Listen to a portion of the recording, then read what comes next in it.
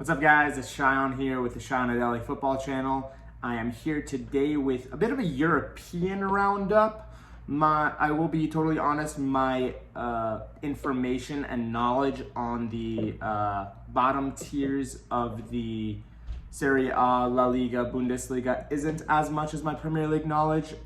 For outside of the top 5, top 6 teams in each of those leagues, kind of takes a little bit of a nosedive on the information front, so I won't be able to provide a lot of depth. But moving forward down the line in this season, I will be venturing more into those leagues so I can provide more and more fresh information for you guys about each individual situation. So keep me posted on that. I will be doing that. Today, I'm just kind of loving football, so I've been absorbing all of it that I can. And I've actually been having a blast watching the Serie A this season. More than anything else, the beauty of football, and the reason that, say, the Premier League is so exciting all the time, is the level of competitiveness that it has. I will say we haven't had a real title challenge at least we didn't have one last year, and usually it's a 1 or 2 horse race, but at least the battle for the top 4, the relegation, it's always exciting. There's always a lot of moving parts, and there's a lot of quality teams. This year, the Serie A is very much the similar case. There was a bit of a managerial merry-go-round, with Lazio getting a new manager, Inter getting a new manager, Juve getting a new manager, obviously, Roma getting a new manager, and a few of the other teams as well. So it has provided a bit of a spark, and a few really, really good signings all around the league have made it for some really, really exciting match weeks so far. So I wanted to go over a few of the games this weekend. We're going to start out with Inter Verona. And more than anything else, congratulations to Lautaro Martinez on being on an Inter for signing him and tying him down to a longer base contract. This was possibly where Chelsea kind of made a few mistakes this season, in my opinion. I actually thought if they had gone for Lautaro, it would have been better than going for Lukaku. Personal opinion, but seems like Lukaku has worked out so far as well. But very, very good start to the season for Lautaro. He got his goal. Very, very good. One of the best poachers in the world of football. Young player. Very, very bright future. But more than anything else, Joaquin Correa. What a debut for him. Came on substitution in the second half. Got a brace. 2 fantastic goals from Correa. Sealed the 3-1 victory for Inter. And Inter under Inzaghi are going to be a force this season. We thought with the loss of Hakimi and Lukaku, it's going to be difficult. However, when you look at that team, that back line is very, very assured between Steven De Vrij. I'm missing one player, Steven De Vrij and Skriniar and Bastoni. Sorry about that. With Handanovic in the back. Handanovic could be getting a little bit older, but he looks absolutely fantastic. And Dzeko is one of the best proven goal scorers in the league over the last few years. Hakan Çalhanoğlu, cannot get that name fast. And that midfield of Barella, Sensi, all those fantastic players. Darmian looked absolutely fantastic on the right. He set up one of Korea's goal. Fantastic. Blitzing run. Vidal fed him through. Made a good ball cross into the box, and from the penalty spot, Correa headed it, got a lot of power into the corner, almost kind of like Ronaldo-esque as the way he just glided in the air. Very, very good game with the inclusions of Dumfries coming in, with Vidal on the bench. That team looks very, very strong, actually. I was very impressed with Inter. I think they do have a very solid chance of retaining the Scudetto.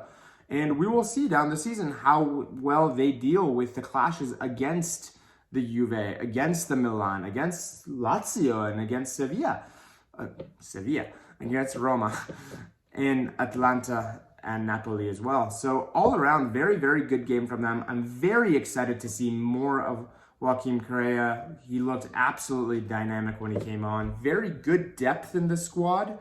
They have a lot of goals in that team, and that midfield looks absolutely fantastic. So I'm very excited to see what Inzaghi is able to do. I didn't see a lot from Verona this game. They did have a few chances, but not a lot. Their one shot on target kind of went in. The possession was pretty much heavily in Inter's control. That is going to be a difference between Inzaghi and Conte. Conte is a bit more of a pragmatic manager, in my opinion. I'm going to have to study Inzaghi a little bit more, but in my experience and what I've seen of the two, Inzaghi's typically a little bit more defensive, but this was a fantastic game for them, and I'm very, very happy for Inter Milan. Moving on, this was an absolute spanking by Maurizio Sarri's team. I already talked about this on the best games. Lazio Spezia 6-1, Immobile and Luis Alberto absolutely put on a show. Specifically Luis Alberto, very, very happy for him. And also for Maurizio Sarri as well. Sarri ball got such a bad rap in England while Sarri was at Chelsea. And yes, he was a little stuck in his ways and wasn't very flexible, but Sarri actually did a very fantastic job in Chelsea, in my opinion. I don't understand the amount of negativity that was around him, but it is what it is. They didn't appreciate him enough, and now he is doing fantastic things for Lazio so far. Very, very dominant game from them. If you want more information on it, go check it out on the other channel. Lazio, I think they're going to be definitely a player this season in the title challenge. On the other side, Atalanta have been a little bit disappointing so far this season. Gasparini's men haven't really shown enough. A win and a draw so far, not very high scoring. Obviously, it is Atalanta, so they're going to have possession, they're going to have shots. But so far, it just hasn't clicked up front for them. Little disappointed. I know Gasparini is going to be able to figure it out. However, like against Torino outshot them heavily that game, 21-7. That was pretty disappointing in my opinion for Atalanta, but I trust Gasparini. I think he's going to do absolutely fantastic. They do have Europa League. No, they're actually in the Champions League with United actually. So they're in United's group. So that's going to be a fantastic little addition for them. We'll see how they do in Europe. They've done both okay and bad at the same time in Europe. I remember they put up a really good fight against PSG 2 seasons ago, but during the group stage, they barely won a game. Didn't even win, I think, or they were last place on the last day and somehow made it through. But we're going to see how Atalanta do.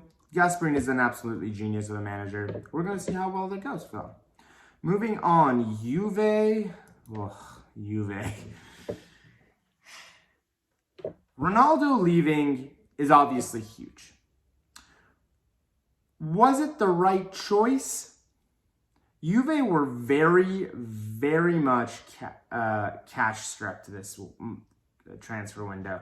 They didn't have a lot of budget, and this is just, again, kind of similar to Barcelona. Juve did not appreciate their role and their position at the top of Italian football for just too long. They just kept signing and re-signing these old, out-of-date players and just keep tying them up to these huge contracts for no reason. Aaron Ramsey, Matuidi, Khedira, that backline. The backline is fantastic, obviously, and they're still performing admirably, but at some point you had to move on from Chiellini and Bonucci. And it's just gotten to the point where you just don't see a light at the end of the tunnel for them. Rugani has been in that team for years almost now. He should have been given a chance, in my opinion. De Ligt was one of their best signings over the last few years, as was Weston McKennie, in my opinion. Very, very big fan of that, but that was an area where I think this 40 million expenditure on Locatelli, I understand it from a PR standpoint for the manager, for the owner of the club. However, I don't understand it on a tactical perspective. Do they have enough goals in that team? Absolutely. Chiesa is an absolute superstar in the making. He's going to be a gem for them for years to come. Dybala, he is out of a contract next season, but I think they're going to figure out a way to keep him at the club, and he looks absolutely bright in the first 2 games. The midfield looks good with Bentancur, Rabiot, Danilo. The team is good, obviously. It's just a matter of where did they need to spend the money, and did they spend it well? More than anything else, Juve need to spend a season or 2 getting players off the books. Players like Aaron Ramsey, like Bonucci, like Chiellini. These players are kind of just coming to the end of their lifespan at the club, and they just kind of need to be moved on at this point. Bonucci's 34. Chiellini's around the same age, if not. Chiellini's 38, 37. I was off by a year. But that back line isn't getting any younger. De Ligt is fantastic. Alexandro's also 30. Cuadrado isn't much, 33. So the average age of that back line is mid-30s, and that is not good. So I would have heavily recommended, instead of spending all that money on the midfield, I would have voted spend it on the back line, rejuvenate maybe the right back or the left back. Cuadrado still looks fantastic at 33. Same with Alexandro. But you got to be a little bit more investing in the future, like some of the other teams have done. And so far, Juve, a draw and a loss. Not a great start. However, what I will give them is Max Allegri is possibly the most experienced manager when it comes to the Scudetto and the Italian league.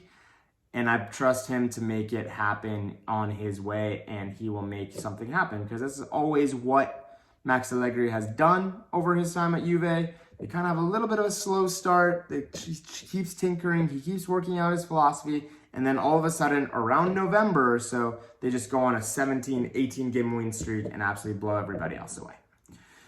Moving on to Roma first. Oh, absolutely need to talk about Roma. I had so much fun watching this game. This was an absolute blast. The first half, not much to talk about, but the second half, whatever Mourinho did, I feel he's still on suspension, I believe, so he's not on the touchline yet. But Salernitana didn't do anything. 5 shots, 0 on target, 19% possession. You would think they had a red card or something. Nope.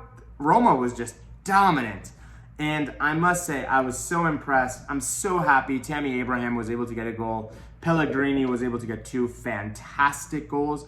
A player that needs so much out, Vertu, so far this season has been absolutely on top of it. He scored 1 goal this game. I believe he got a brace against Fiorentina. He did get a brace against Fiorentina, and the runs from midfield, absolutely fantastic.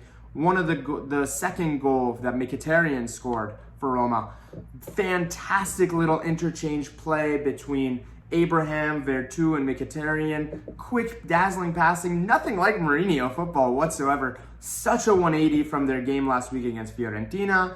I was very, very much impressed with Roma. Pellegrini, what a star he is. Tammy Abraham, Mkhitaryan. That whole team just looks absolutely fantastic. They look like they have goals in them, and they look very, very strong. I thought Carlos Perez was also fantastic this game. Their bench, it doesn't look fantastic, but Zaniolo will be coming back after that suspension that he got for the red card last week. And I'm very excited. I've heard a lot of great things about Zaniolo. I remember they were talking about before the Euros, Zaniolo is the best Italian player in the squad, and we didn't even get to see him play. So I'm very excited to see Zaniolo for this Roma team. So far, 2 games, 2 wins, 7 goals. Who is this? Who is this Mourinho? What does he do with Italian football? He's always a masterclass at it. So far, Roma, absolutely fantastic. Very impressed with them. Moving on to the other side. Oh, let me talk about Napoli too. Sorry about that. Napoli in this new regime. I don't know. Spalletti is a great manager. Luciano Spalletti used to be the Inter manager a few years ago. Have a lot of faith in him. I actually do like the style of play that he incorporates. So far, 2 games, 2 wins, obviously, for Napoli. A little choppy, both games. I was impressed this game a little bit more than last time. A very beautiful moment for Andrea Cambiaso, who's been at Genoa since he was, I believe, 7 or 8 years old. Finally was able to get a goal for a left back. That's a fantastic moment. You could just see the amount of emotion on his face. Beautiful, beautiful moments. But on the flip side, Fabian Ruiz, fantastic goal in the first half after a good spell of possession from Napoli and a good movement outside the box, curling ball, classic Fabian Ruiz. And the second half, Andrea Petagna, what a goal that was. Absolute physical dominance in the box. Cross comes in. I believe Insigne put the ball in, got his head on the ball. Napoli look good. They don't look fantastic. Insigne is getting older. Politano and Lozano, I don't know if that's a strong enough front line to really challenge. This is going to kind of be down to how much of a genius Spalletti is and how much he can make work. Can he do some big things? We'll see. We'll see. I'm going to go with, if I'm going to predict something, I think Napoli is going to be fighting for 4th this season. Yeah, it's going to be 4th. Could be wrong. We'll find out in a few weeks. Well, a few months, obviously. A few months. And last game of the week, an absolute, again, when they say game of two halves, the first half, you didn't need to watch the second one. The first half was fantastic. Olivier Giroud has been, in my opinion, a very underrated striker for a very long time. I think he does a specific thing very, very well as a traditional striker. His hold-up play, his interchange, and his linking, absolutely fantastic. So if you have that type of striker, you just need to play to his strengths. And I thought AC Milan did a fantastic job of doing that. And again, Pioli is doing absolute bits with this Milan team. The whole team looks absolutely fantastic. Tomori, that finalizing that signing, I cannot believe Chelsea are so, you can say both good and bad at when it comes to these types of signings and getting money off of those academy players that they have.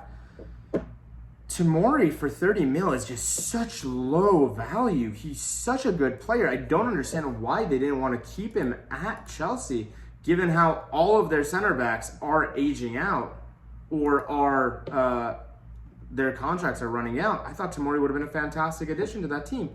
The back line for Milan, Mike Maignan, great replacement. What a replacement that is instead of Donnarumma. Absolutely genius. Kjaer, after the fantastic experience he had at the World Cup and saving the life of Christian Eriksen, such an emotional and beautiful moment for him, receiving his awards from UEFA as well. That back line with Theo Hernandez looks absolutely fantastic. The midfield, Bakayoko's coming into it, a player who's been there, who's done it.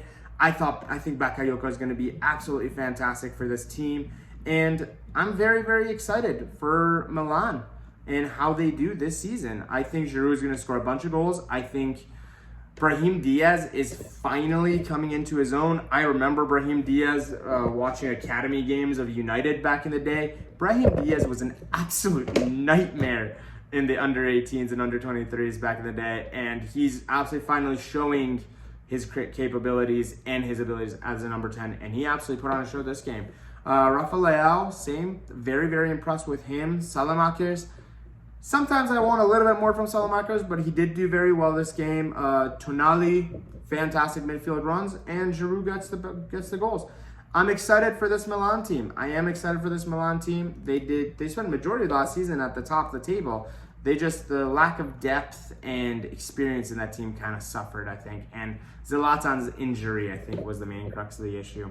But that's kind of my roundup for the Serie A over the last 2 weeks. Obviously, right now, the table doesn't mean much, but Lazio, Inter, Roma, Milan, and Napoli are all on 6 points.